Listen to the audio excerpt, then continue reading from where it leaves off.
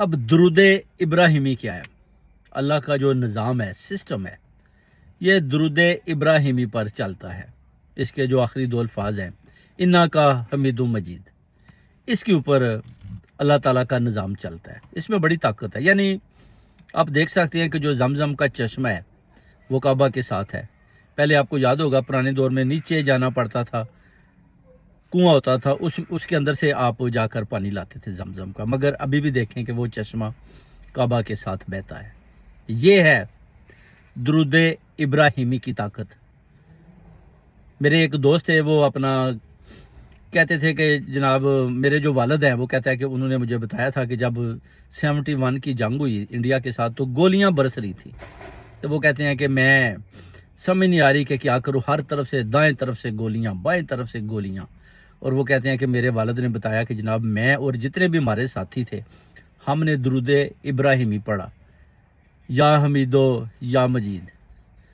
تو وہ کہتے ہیں پھر جتنی بھی گولیاں تھی، جب ہم نے درود ابراہیمی شروع کیا، گولیاں کوئی دائیں طرف سے گزر رہی ہے، کوئی بائیں طرف سے، کسی ایک گولی نے بھی وہ کہتے ہیں ہمیں ٹچ نہیں کیا۔ یہ طاقت ہے درود ابراہیمی میں۔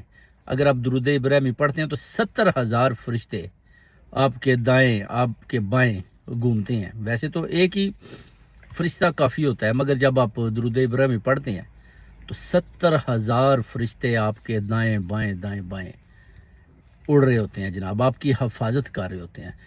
نور آپ کے اوپر برس رہا ہوتا ہے، نور آپ کے اوپر برس رہا ہوتا ہے۔ ادھر پھر دشمن کی گولیاں تو کچھ بھی نہیں کریں گے۔ وہ کہتے ہیں کہ ایک گولی بھی دشمن کی ہماری پوری ٹیم میں سے کسی کو نہ تو کوئی زخمی کیا اور نہ ہی لگی۔ اتنی پاور اور طاقت ہے درود ابراہیمی میں۔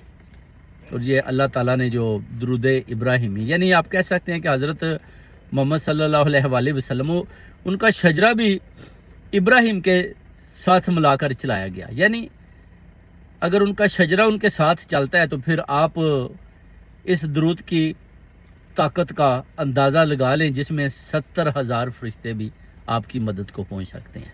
بسم اللہ۔